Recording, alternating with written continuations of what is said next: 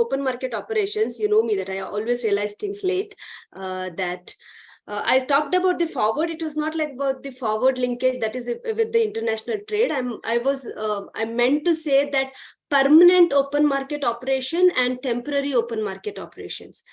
See this repo rate, reverse repo rate, all these things comes under that temporary open market operations. So if the agreement is permanent, then the injection of money or the absorption of money would be permanent. I wanted to make that point. Okay.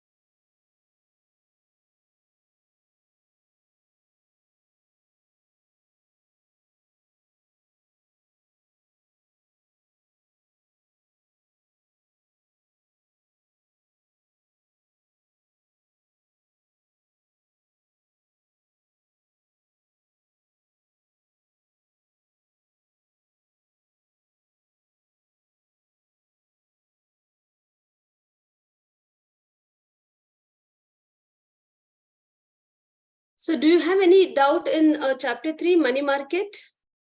Are you comfortable with that chapter? Yes, ma'am. Yeah, good, great.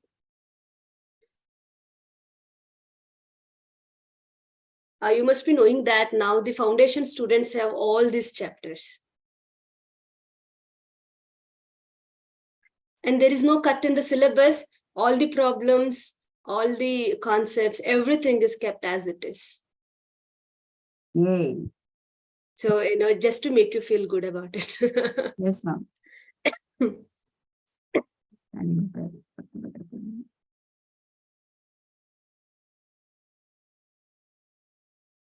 But I think the kind of questions, because it is again a multiple choice questions, so you have to read it more intensely deep.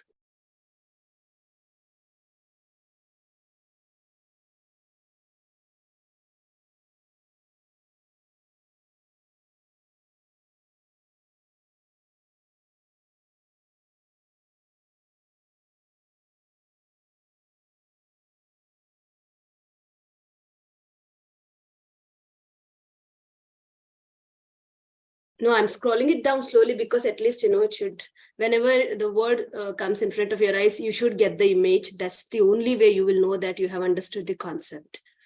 Okay, so the chapter 4 is about international trade, and the unit 1 is all about the theories of international trade and how, exchange rate is fixed and all those things. So please go through the benefits of international trade. Today, we cannot think of an economy without the fourth sector, that is international trade.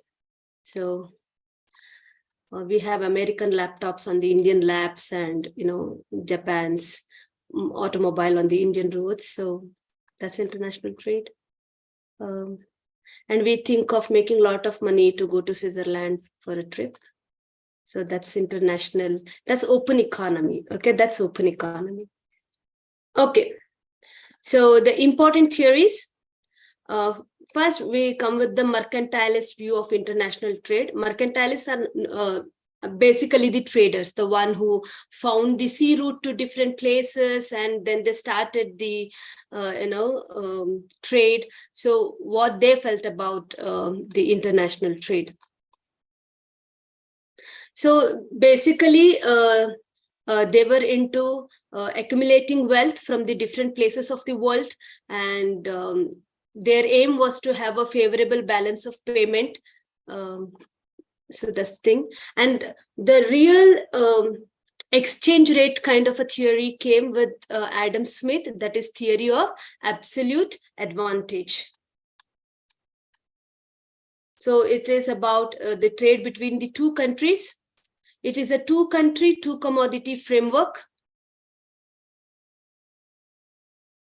So in the absolute advantage, I hope you know that the country which has absolute advantage over one commodity, that should produce only that commodity and get exchanged with the other commodities in which the other country has the advantage. Okay, see, if it between India and Pakistan, or if it between India and Sri Lanka, or India and China, if China is good at producing the plastics, then India is good at producing wheat, then wheat and plastic should get exchanged between India and China, and that's how the rate of exchange rate must be decided. That's what we mean by absolute advantage. And Ricardo came up with the comparative advantage theory. So he says that certain countries might be good at both, but relatively, what commodity a country can produce at a lesser cost and produce more, the country should be producing that. For example, let's say that India is good at producing rice and wheat, and Mexico is also producing rice and wheat, both of them, whereas India has an edge over Mexico in both rice and wheat. Still, which commodity India should produce? So between rice and wheat, what is the comparative advantage that India has? If it is wheat, then India should produce wheat and ask Mexico to produce rice and then exchange it. Okay, that's what is the comparative advantage theory. Okay. And then comes Heckscher-Ohlin theory of trade. This is the, what to say? It is the improvement of the Ricardo's comparative theory. It only supports the comparative theory. Okay. It gives the reasons for why there is differences in the comparative costs.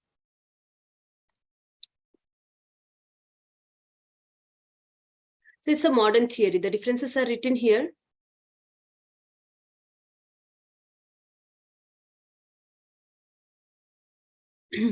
Globalization and new international trade theory. So how we do it now, like Paul Krugman received the Nobel Prize for his identifying the international trade patterns. So basically now we are more towards the open economy. We are more towards the production of a good in the other countries. So free trade is supported. Economies of scale and network effects. These are the two important concepts in the new trade policies. So what is economies of scale? A firm produces more of a product, its cost per unit keeps going down. So if the firm serves domestic as well as foreign market instead of just one, then it can reap the benefit of large scale production. Consequently, the profits are likely to be higher. Now there is a concept called global value chain also, that network effects come under that.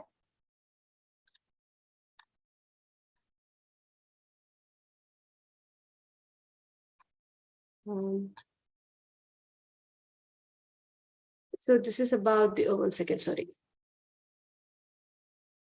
Just go through the different theories.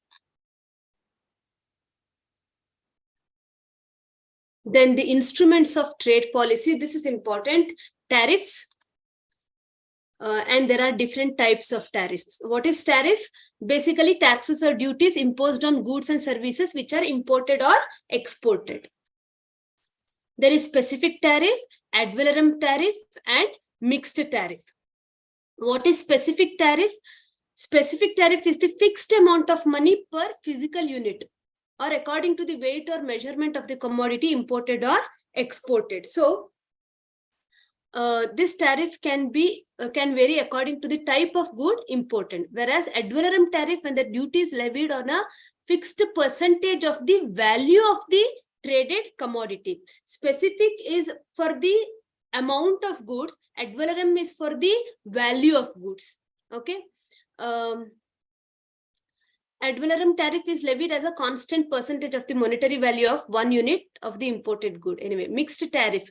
Mixed tariffs are expressed either on the basis of the value of goods or on the basis of the unit, quantity, volume of goods. Okay, depending on which generates more income.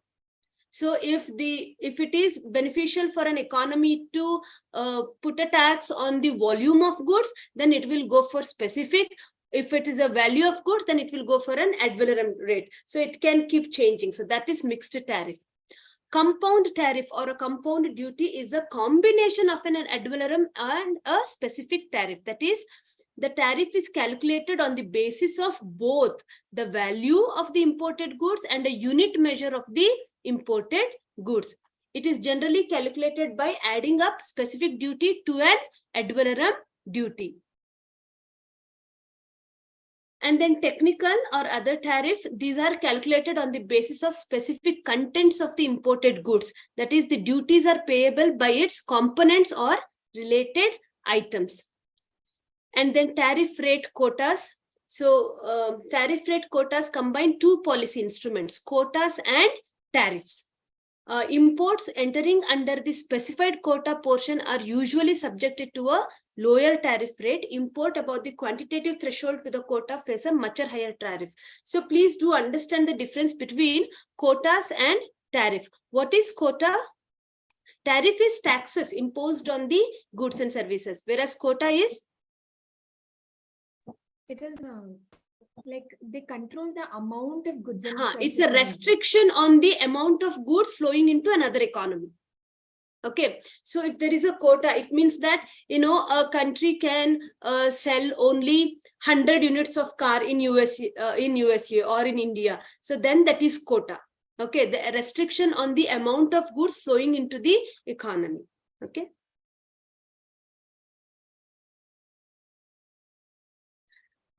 Most favored nation tariffs, these are the agreements. Okay, so you must have seen that every time a prime minister goes to another country, usually they sign a treaty, right? So now it is not about the war. In the history it was the thing, right? You know, they used to make a war, and now it is either about the peace treaty or about the trade treaty. Okay, so mostly they will sign up for all these you know, bilateral agreements, multilateral agreements, about the, you know, most favored nations agreements, all these things. So now most favored nation tariffs refer to import tariffs which countries promise to impose on imports from other members of the WTO, unless the country is a part of preferential trade agreement, such as a free trade area or custom union. So there are different unions, there are different groups at an international level. Okay. So, and then variable tariff, a duty typically fixed to bring the price of an imported commodity up to the level of the domestic price for the commodity. Preferential tariff, nearly all countries are part of at least one preferential trade agreements. We usually, you know, every country will have a, you know, preferential tariff with the other country. And then bound tariff. Under this, a WTO member binds itself with a legal commitment not to raise the tariff rate above a certain level. Okay, so that is called bound tariff. Applied tariff is the duty that is actually charged on imports of on a most favored nation basis. Escalated tariff refers to the system wherein the nominal tariff rates on imports of manufactured goods are higher than the nominal rates on intermediate imports and raw materials. So final goods will have greater tariff. Prohibitive tariff is one that is set so high that no imports can enter. So sometimes these are all political strategy. The first three are the most common one: specific, ad valorem, compound, right? These are most common one. The rest of the things what you're going to learn are there, but not very common. So see, sometimes we are bound not to stop the commodities from entering the economy because of the different treaties and the international compromises. Okay, but then we can go for this kind of a tariff when the tariff is so high that it naturally discourages the people to enter the market.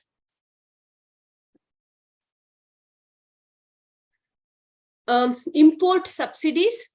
Import subsidies also exist in some countries, and import subsidy is a simple payment per unit or as a percent of value for the importation of a good.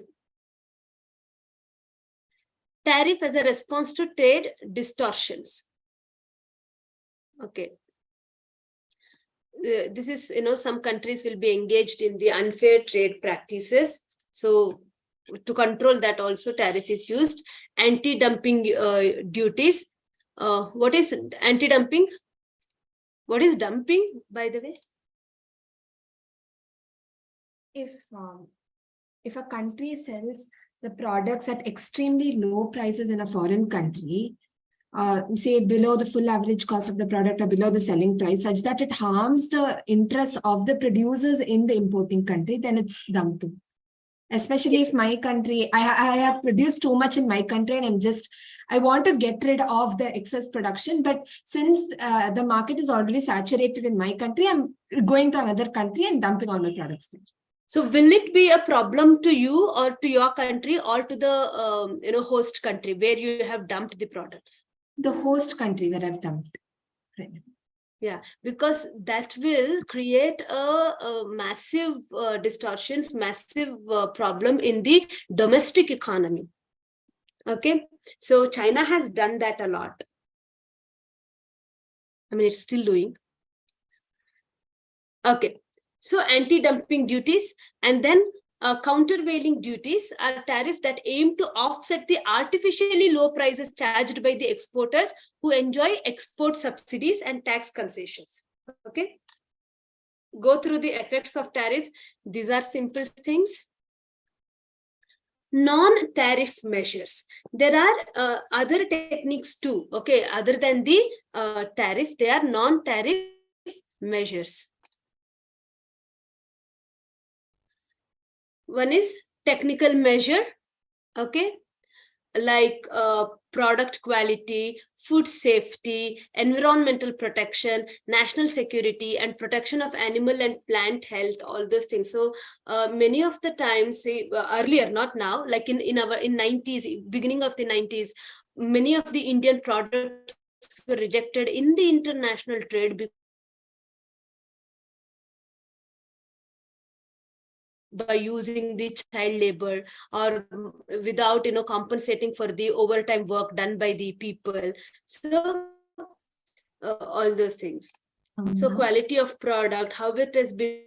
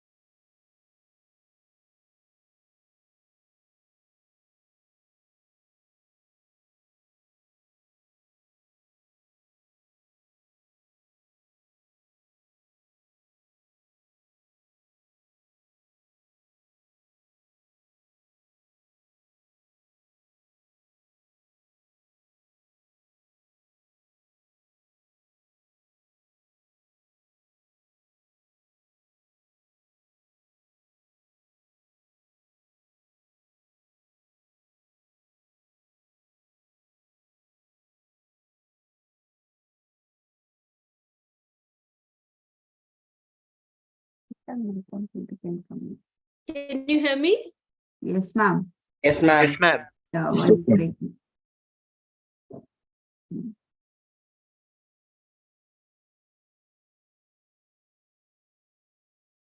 Okay.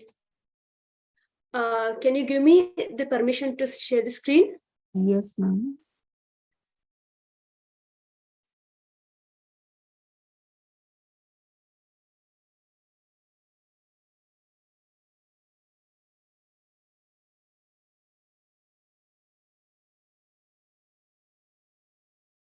Is Ritvik coming on your screen too, or is it ma'am?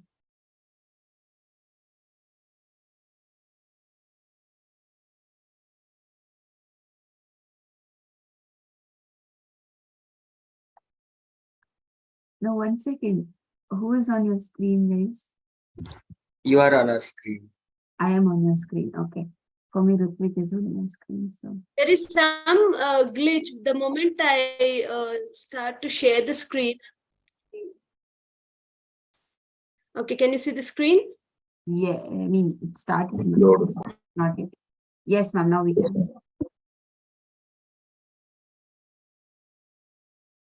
But we can't see or hear you.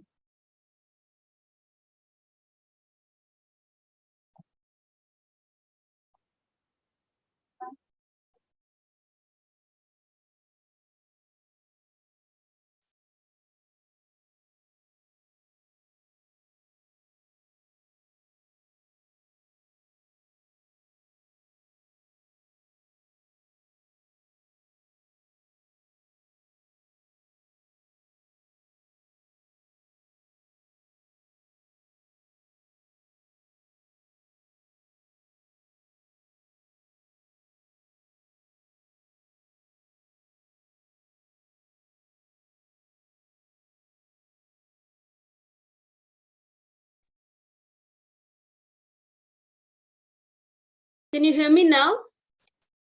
Yes, ma'am. Yes, ma'am. In the network, hopefully this should work now. Yes, ma'am. You look clear. Okay, great.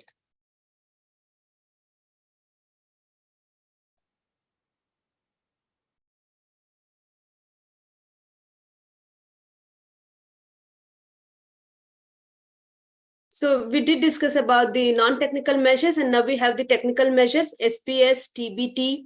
So these are the applied to protect human, animal, or plant life from risking arising from additives, pests, and all those things, toxics. And then technical barriers to trade, which covers both food and non-food traded products, refer to mandatory standards and technical regulation. So it specifically specifies about the size, shape, design, labeling, marking, packaging, functionality, etc. Okay, and then we have import quotas. An import quota is a direct restriction which specifies that only certain physical amount of the goods will be allowed into the country during a given time period. Usually it is for a year. Okay, and import quotas are mainly of two types: absolute quotas and tariff rate quotas. Absolute quotas or quotas of a permanent nature limit the quantity of imports to a specified level during a specific time period, and the imports can take place any time of the year. No condition is attached to the country of origin of the product. Price control measures, that is, are steps taken to control, influence the prices of imported goods. They're also known as para-tariffs. And then non-automatic licensing and prohibitions, financial measures, measures affecting competition, government procurement policies.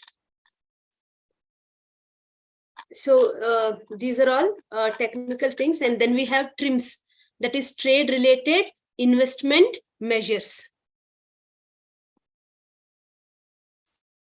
That will be distribution restrictions, a restriction on post-sale services, administrative procedures, rules of origin, safeguard measures, embargoes. These concepts be very clear, because certain things, when you read the name itself, you will know what it means.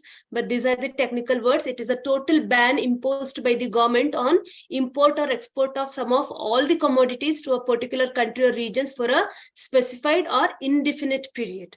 Okay. This is the most extreme form of trade barrier. And then we have export related measures, ban on exports, export taxes, export subsidies and incentives, voluntary export restraints. See, during the COVID period, the exporters, because when within the economy, when we face the shortage of things, then the exporters themselves voluntarily banned certain things to move out of the country so that they can cater the needs of the domestic economy first. Okay.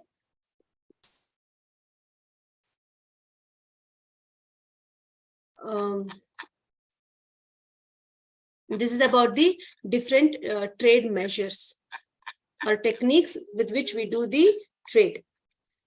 And then trade negotiations, taxonomy of regional trade agreements. RTA stands for regional trade agreements. There are unilateral trade agreements, bilateral trade agreements. Unilateral is with one country, bilateral with two countries, regional preferential trade agreements. So like SAARC has that, okay? And then trade blocks. European Union has that. Free trade area is a group of countries that eliminate all tariff and quota barriers on trade with the objective of increasing exchange of goods within each other. A custom union is a group of countries that eliminate all tariffs on trade among themselves, but maintain a common external tariff on trade with the countries outside the union.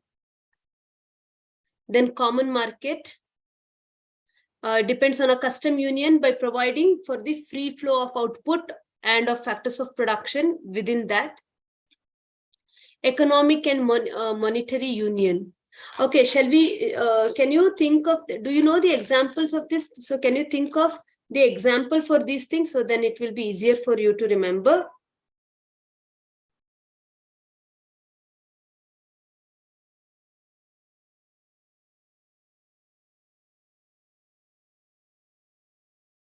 Example of free trade area.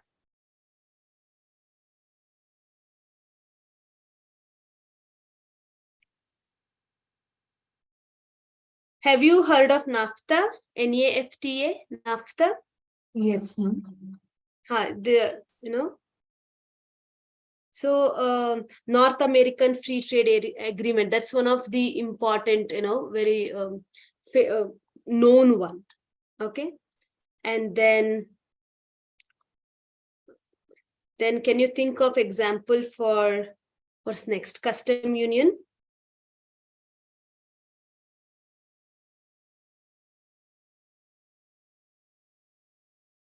EU is the one, that's very, very famous one. European Union. Have you heard of European Union? Yes, ma'am. Yes, ma'am. All the European countries, so some countries keep coming in and going out, but yeah, European Union is an example for custom union. And then you have common market. European Union can also be an example for the common market. So there is European common market, where they can easily move the, not just the goods, they easily move the labors. People also move from one country to another country very easily. So that's it. Then general agreement on tariffs and trade. Remember, it is not trade and tariffs. Even in the textbooks, many a times, they miswrite it. It is tariffs and trade. Basically, to improve the international trade, go through the objectives and go through this Uruguay round and the establishment of WTO. So you should know a little bit about the history of WTO to understand that. So go through that, why WTO came into existence, what is the main purpose of it. One is the practicing the fair trade throughout the world, and then also through the trade relationships, avoiding the wars and maintaining the peace. That is the biggest learning we took out after the Second World War.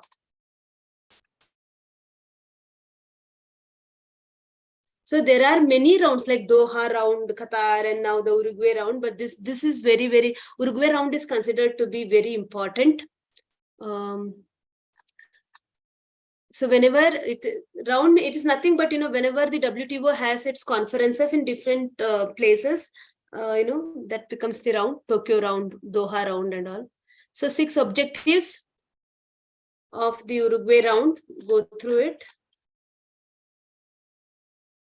Structure of WTO. So you have ministerial conference and then dispute settlement body and trade policy review body. So General Council has 2 parts: dispute settlement body and trade policy review body, and and then it has Goods Council, Intellectual Property Council, and Services Council.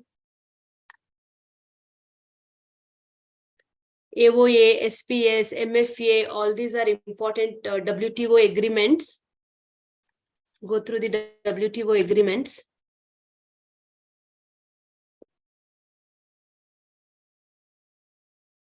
Doha round.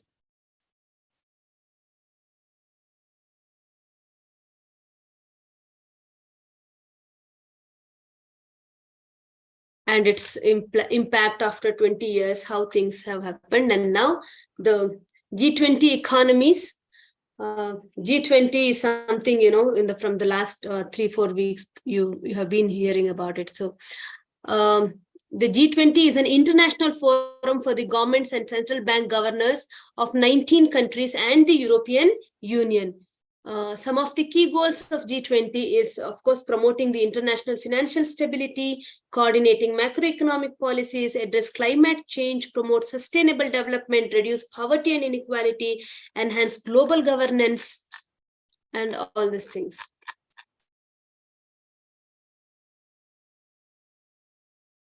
And the last unit is exchange rate and its economic effects. So there are 3 types. One is flexible exchange rate, second one is fixed exchange rate, and third one is the managed float exchange rate. Okay, so in a flexible exchange rate is determined by the demand and supply forces of the foreign currencies.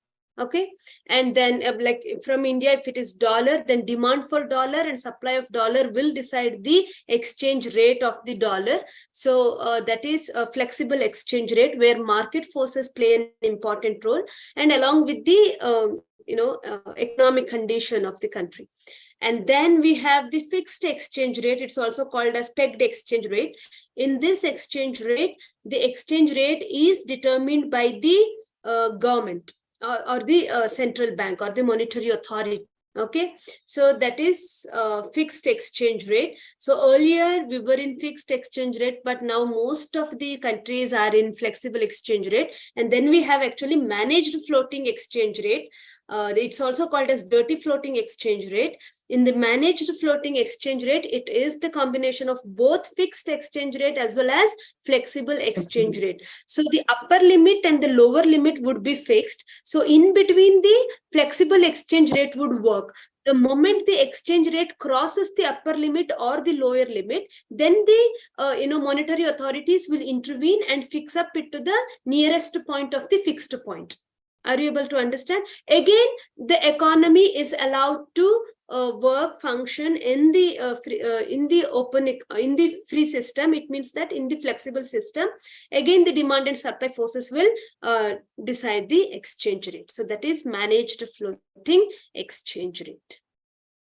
Are you clear with it? So you should have the graphical idea also, like what happens, this is microeconomics understanding. What happens when the demand increases, demand curve shift towards right. What happens when supply increases, supply curve shift towards right, but that right is always downwards in supply, and demand, it is right is upwards. So you should have that graphical image.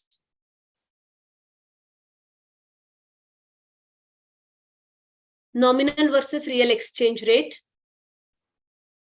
So nominal is always with the current, current price.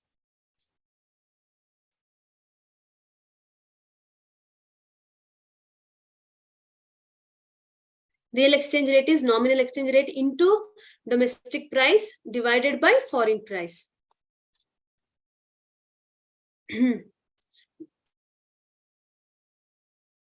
This is the graphical image. You should know, how the nominal exchange rate gets decided through the demand and supply forces. It's in the flexible exchange rate system. So see here, in this case, the demand for dollar has increased, supply has remained the same. So supply remaining same, when demand increases, obviously equilibrium level changes and the exchange rate increases.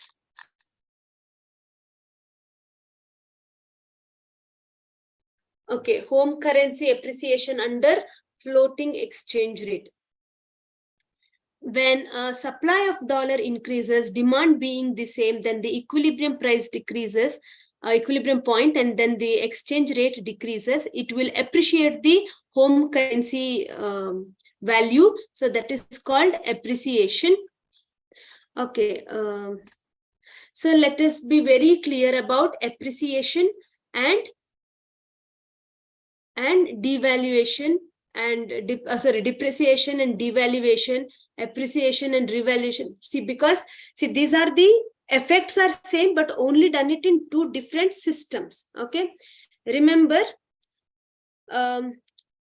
devaluation, okay, happens in the fixed exchange rate system, or devaluation is the result of the strategy of the government.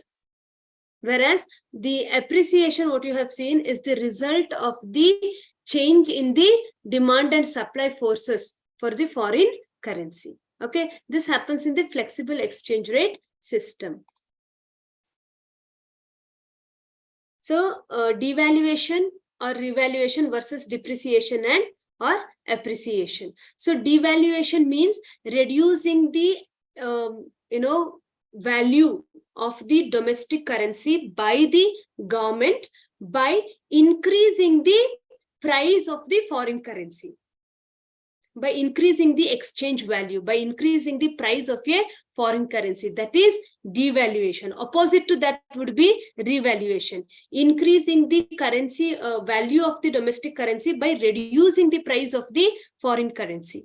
So that is revaluation. This happens as a result of a strategic planning of the government. Whereas depreciation and appreciation, impact is the same. In the depreciation, the domestic currency value gets reduced, and in the appreciation, domestic currency value gets increased. But this happens due to the change in the demand and supply forces of dollar or the foreign currency.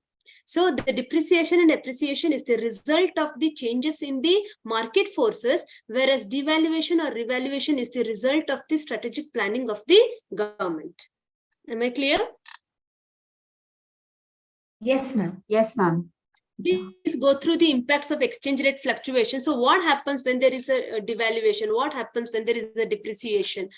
What happens when there is a revaluation or appreciation in the real economy? So basically, you need to understand that devaluation is the most extreme step which can be taken by the government when their international trade balance is, balance of payment situation is very pathetic. India has done it twice. So it is the last resort for the government to do that. By devaluating the money, it basically makes its goods cheaper to the foreign countries so that they can come and invest and buy purchase goods from the domestic economy, and that from there it can get, the economy can get boosted. Okay, so sometimes it might prove correct, or sometimes its impact could be disastrous. So this is about the exchange rate system.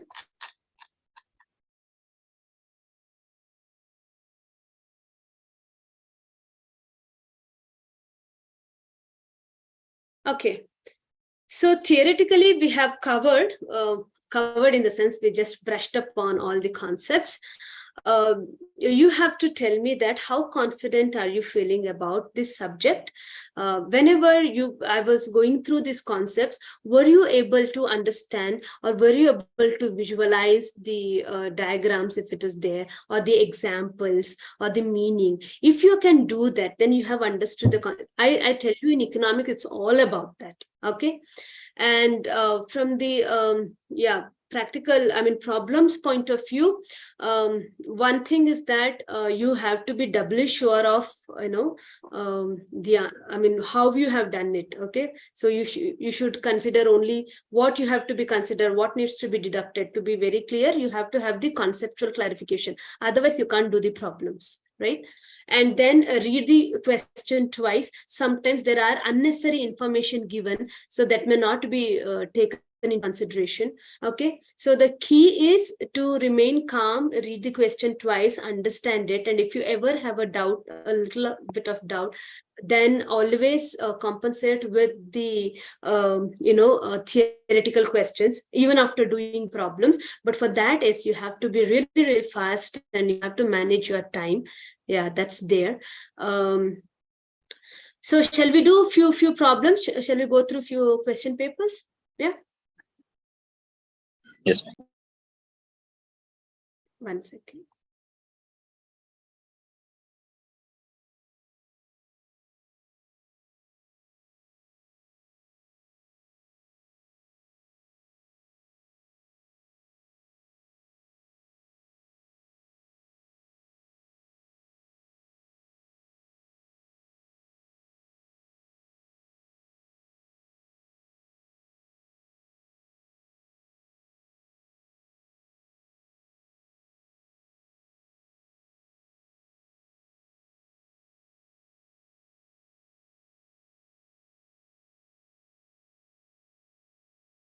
What are the data requirement and outcome of different methods of national income calculation? Can GDP of a country be taken as an index of a welfare of people in the country?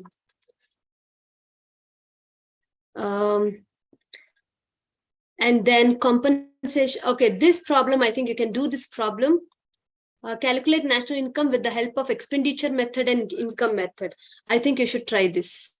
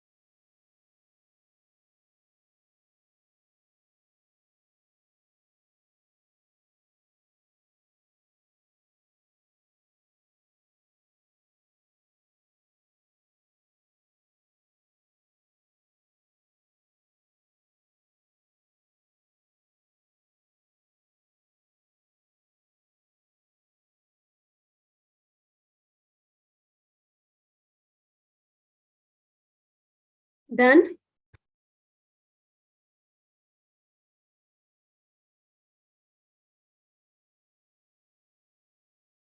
Okay, we'll do all the problems. Okay, then. Okay, an economy is characterized by the following equation. C is equal to 40 plus 0.6 YD, F is equal to 20, G is equal to 40, TY is equal to 2, X is equal to 30. What is the equilibrium income? Wait, I think I should.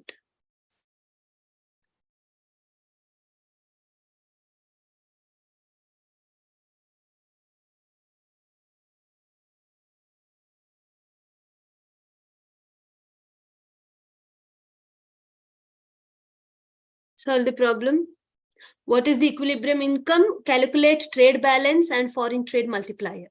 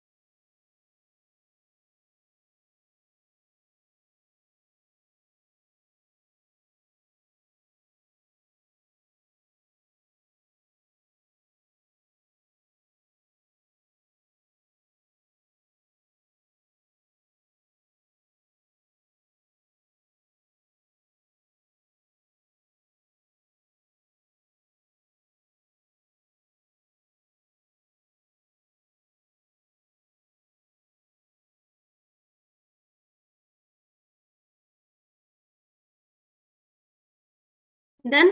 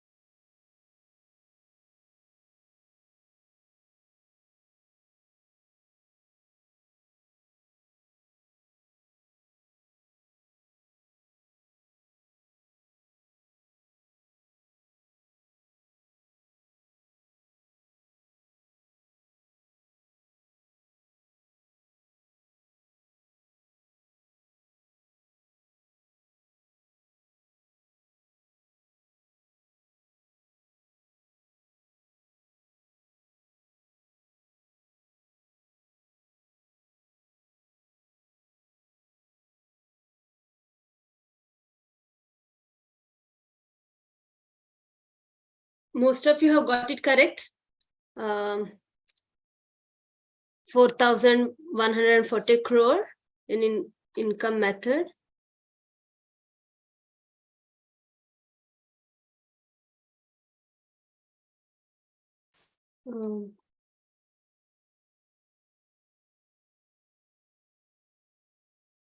So income is 247.142. I got only 2 answers for this. No, it's only 1 answer. Only Pradeep has answered. Okay, his answer is right. And foreign trade multiplier 2.38.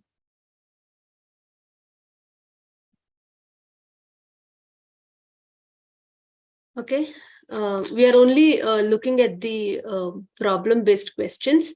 So just go through the theory questions also. And the next question paper would be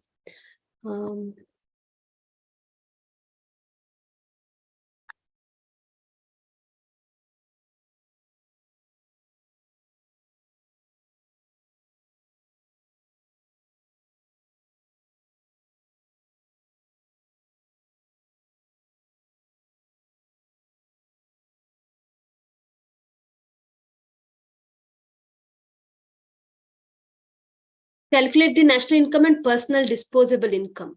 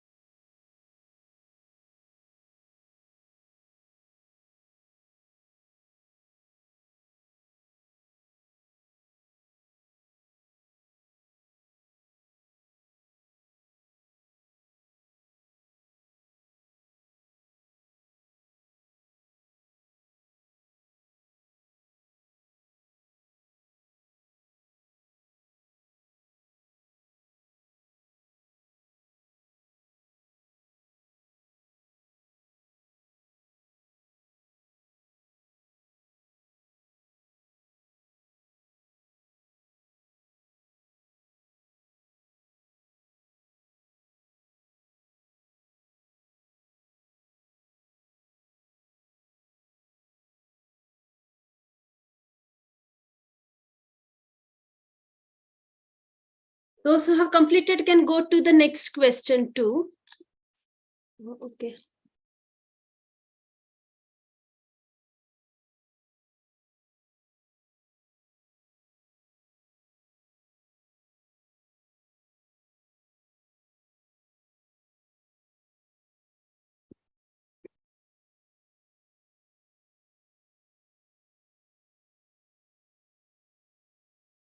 Ma'am, the Zoom and didn't work. Pardon me? Ma'am, it's not clearly visible. Oh, wait. Because I thought, okay. Okay, ma'am.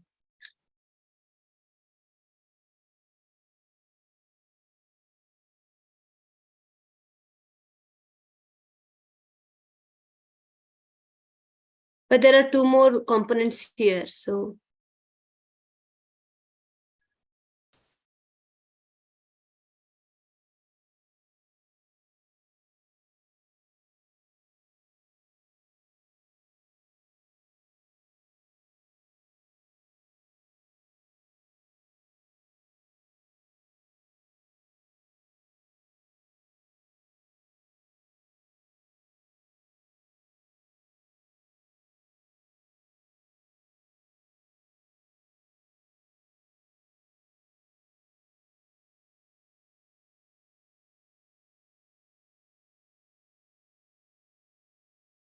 please take down direct personal tax is 160, net factor income from abroad is minus 70. Okay, and then direct personal tax is 160, net factor income from abroad is minus 70. Okay, now you can have this. Calculate private income and personal income.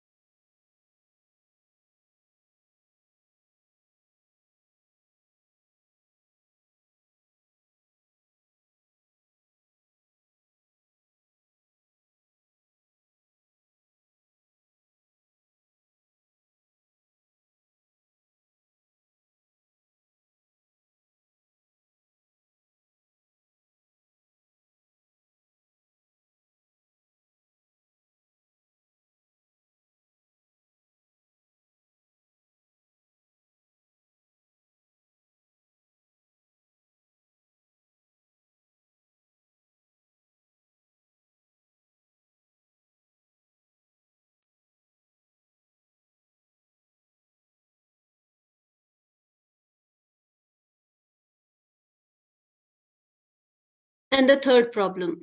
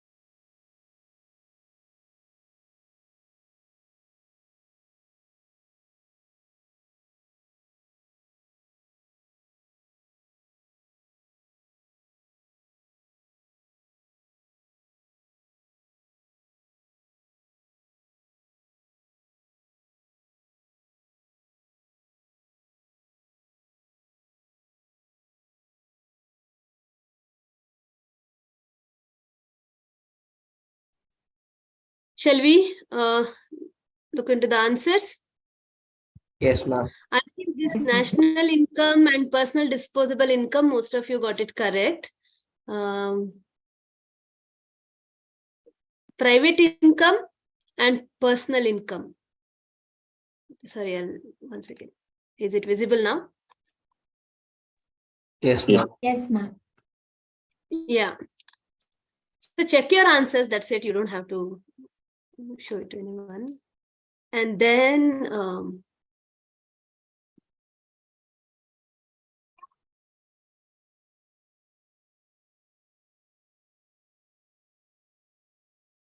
yeah.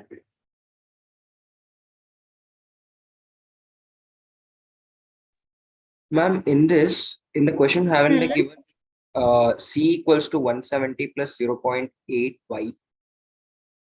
Have they changed it here? Yes, ma'am.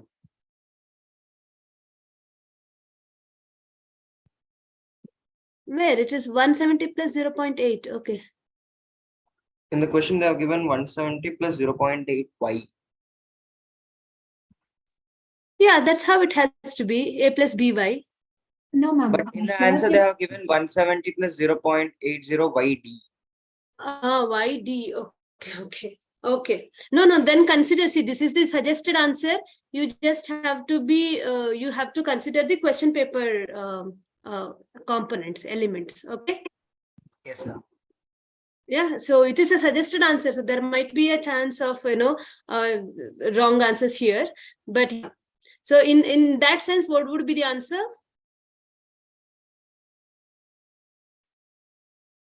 National income would be 1362.5. Others, have you got the same answer?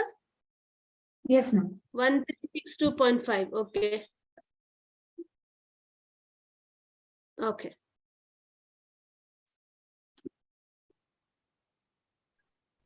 So you can see that in some of the question papers, there are 2 problems. In some, there are, 3 problems. Okay. I think, do you want to solve one more question paper? One more? Yes, ma'am.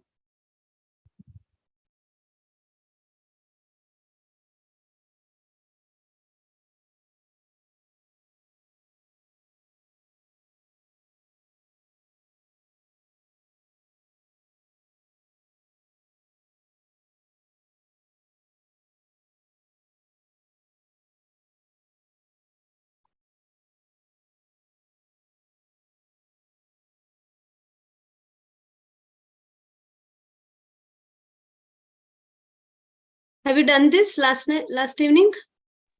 Ma'am. Yes, ma'am. Yeah.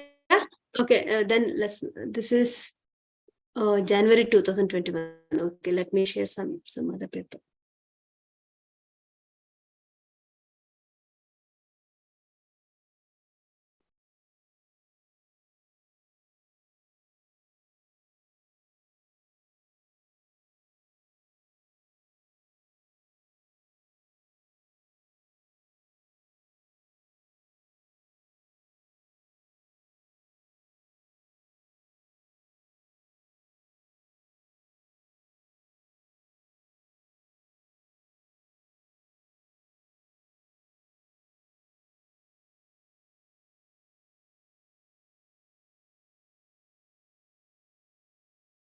Okay.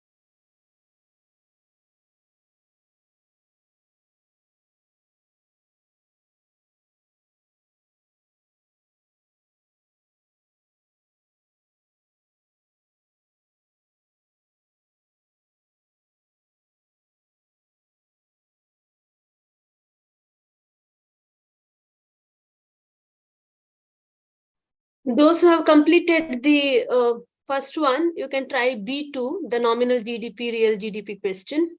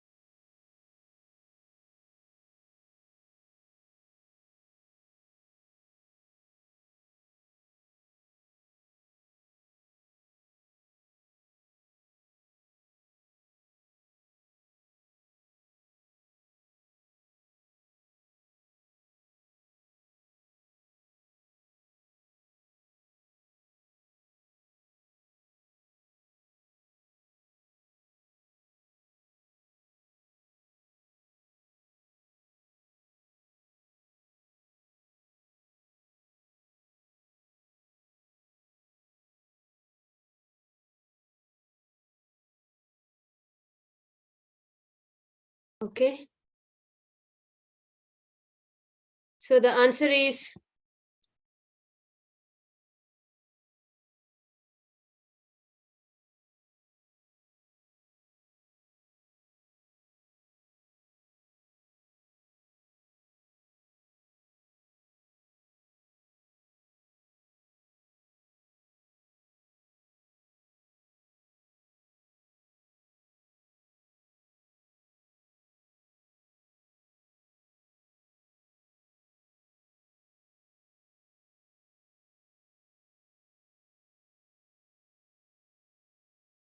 you got the right answer. Yes. Those who have wrote it in the chat.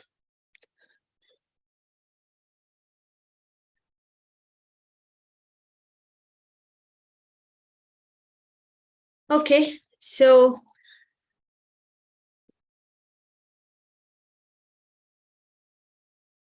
there are two more question papers, I think, but that has been already discussed in bits and pieces. So I hope you have got an idea that how the questions will appear and how you have to prepare yourself for that. And then obviously, if you find the problem-based questions difficult, there will always be a theoretical question too. But scoring the full marks is always with the problems, and it saves a lot of your time. So you know that the kind of the 3 marks problem-based questions and the theory-based questions, even for 3 marks, you have to write a lot. So if you're very confident, and it's always a best thing to do the problem-based, attempt the problem-based questions. So, okay. So is there any other doubt? Do you want any other kind of a support from me? You please let me know. Yes, Ritvik. Ma'am, yesterday, while we were solving some problems, RTP November 2022, I think there was some error in the answer. In the answers, there could be an error, Ritvik. So, because that wasn't suggested answer, that's it. So, please stick on to the questions, the numbers, and what they have asked you to calculate it. Just stick on to that. And if you're very confident about it, is it in that 2005 where you got an answer as 2005? And Yes, ma'am. I too felt so, because and then I think you can discuss with Pradeep, because he got exactly the answer which is in the suggested answer, like 1,300 something, 1,395 crores or something. So because I wasn't doing the problem, so I didn't want to check on it. You can communicate with him and discuss it. And once the answer is known, please share it in your group so that everybody can get benefited out of it. Okay. So you see how maybe whether the treatment is wrong or the numbers taken there is wrong. So that's why I suggested Pradeep that we check your answer. But when I saw the suggested answer, his answer was right. I know, but I didn't do the problem, so I'm not very sure of the answer. So you can please coordinate. Ma'am, when I have sent you the revised one, I got the same as the answer. Yeah, that's what. But when we saw the suggested answer, it went on.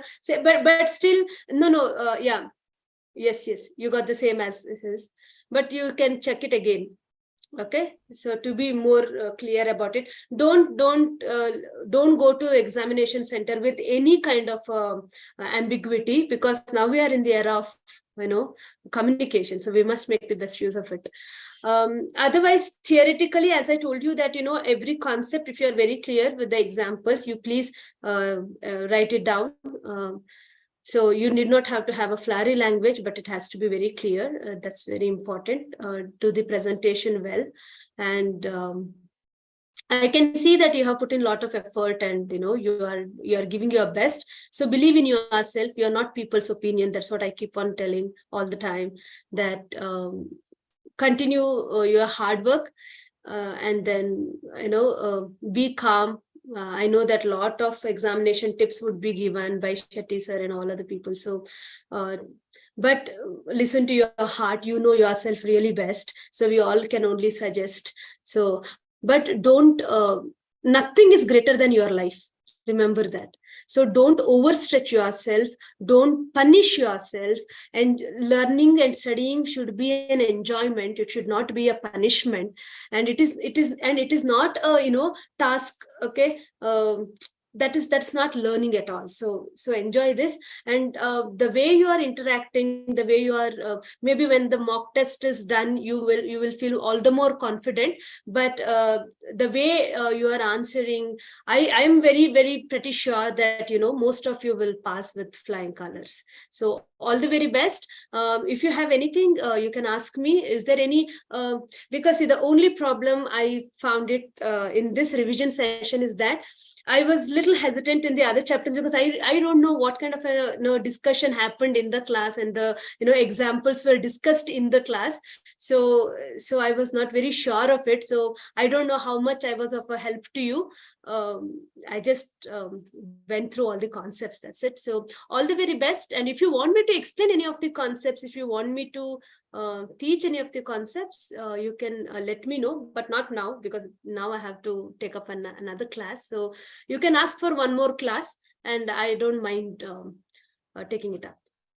Yeah. Otherwise, if everything is good, make best use of your time, and take good care of your health. Bangalore weather is crazy, so let's be crazier than that. So let's make the best out of it. So all the very best. May all your dreams come true. I hope all of you pass with flying colors. Take good care of yourself. Take care. Bye. Ma'am, have